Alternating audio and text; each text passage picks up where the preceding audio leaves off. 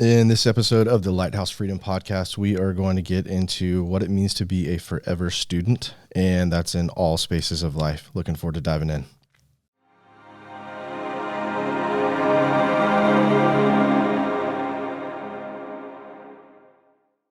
What does it mean to be a forever student?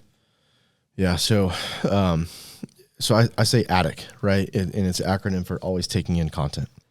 And you know, there's a huge difference in my opinion between like the elitists that we were talking about when we went down the rabbit hole for a minute, which I love it. But there's a huge difference between, you know, being, like you said, just a person of excellence, right? Like someone when you walk into the room, like you're demanding attention, but in a good way, because you exude confidence, not arrogance. You mentioned being strong and being physically fit, and that's important, right? Like you've got to be fit to take care of your family. You've got to be fit to live this long life. You've got to be fit to, again, like people shy away from this, but dude, as a man, a lot of your confidence comes from working out, from putting in the reps, from taking the action, like you talked about it with you and your wife, and kind of challenging each other to continue to do that. Well, you have to be a student of that game too, right? You have to be a student of the fitness game. You have to be a student of the nutrition game. You have to be a student of, you talked about the core four, like mind, body, spirit, and business. You've got to be a student in all of those spaces forever.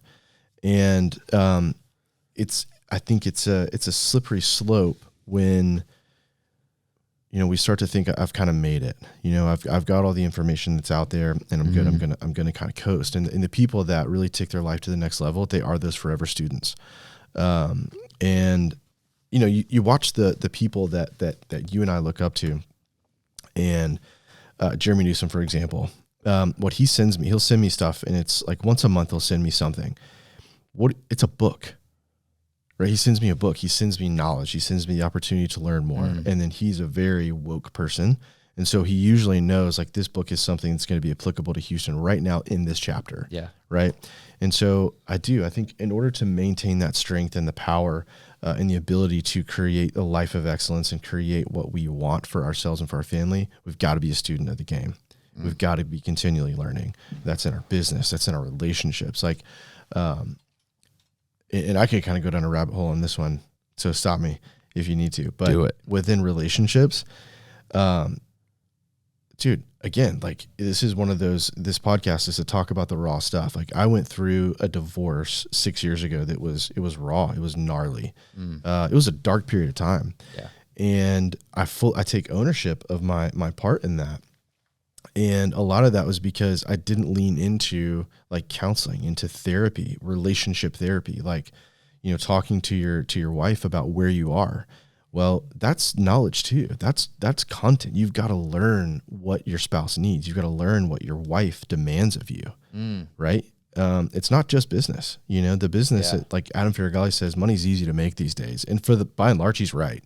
Yeah. If you're in the right rooms and you have a skill set, you can make the money and you can expand your business. But that knowledge and always being a student is applicable to your relationships too. Yeah. And I learned a huge life lesson there. And so for that reason, Shannon and I, before we even started today's podcast, like, dude, there's a calendar reminder for us to talk to. For her, it's every 2 weeks, just on her own time, like their own, like just therapy sessions that she goes through for like life stuff. But it's healthy, man. And like, there's a calendar reminder that she sent me before we started recording today. And it's for she and I in our next session to get together with the person that we talk to. And we lean on that person and her place of expertise, within the relationship space. Yeah. And I'd love to just piggyback on the relationship thing since we're a part of it. 'Cause we talk a lot about business, right? We talk a lot about success, and obviously you're never just the teacher. Like even the best teachers are students, and even the best coaches have coaches, right? Okay. So, and we talk about, you got to read business books. Obviously you have to like invest in your knowledge of your industry and new products and stuff.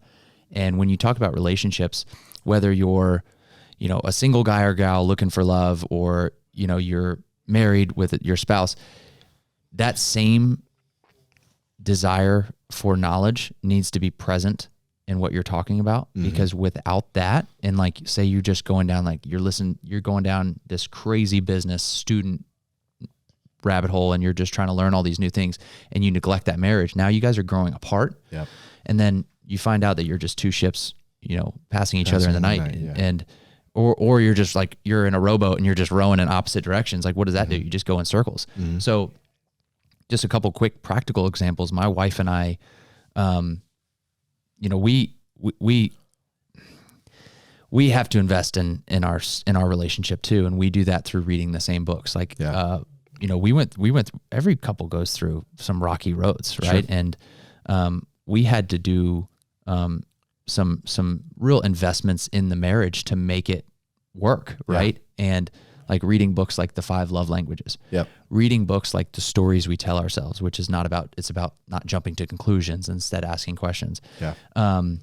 We talk about like understanding the other person's human design and how their soul craves love and how their soul, like, and understanding how my wife wants to be treated in the marriage. And, those types of things are really, really important. And that is being a student of life is what we're talking about. When we say be a forever student, it doesn't just mean like, hey, you need to keep going to conferences and learn about real estate. Like, that's true. You need to keep learning new things, but you need to be a student in everything. Like you should have successful people have a craving for knowledge. Like they know the smartest people in the room know that they know nothing.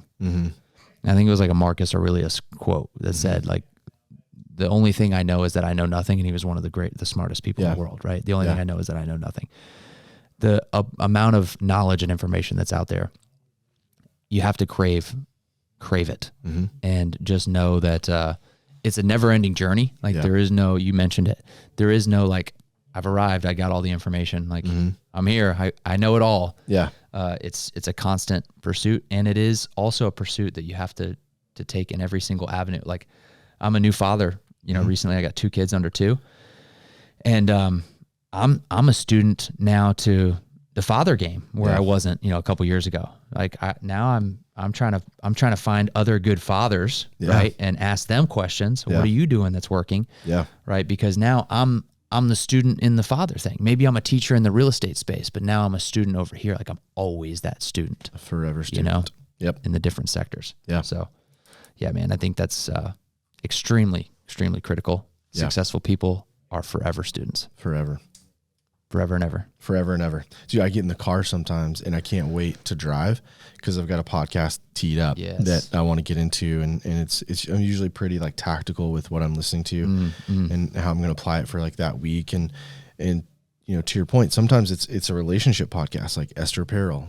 If you don't know her stuff, you should listen. She's amazing at her relationship stuff. Sometimes it's, Alex Hormozy with business, and it's Ed Milet with motivating a team and sales team. But always taking in content, because you should be a forever student. Once you stop learning, like everything stops. And if your car is not a library, you're a chump. You're losing. Like my car became a library when I was driving around for Xerox, and I started listening to the MF CEO Project by Andy Frisella. It's like the first podcast I listened to. I went through the whole thing. That was back in, when he first started that podcast, and then just crushing audiobooks and everything when I was driving.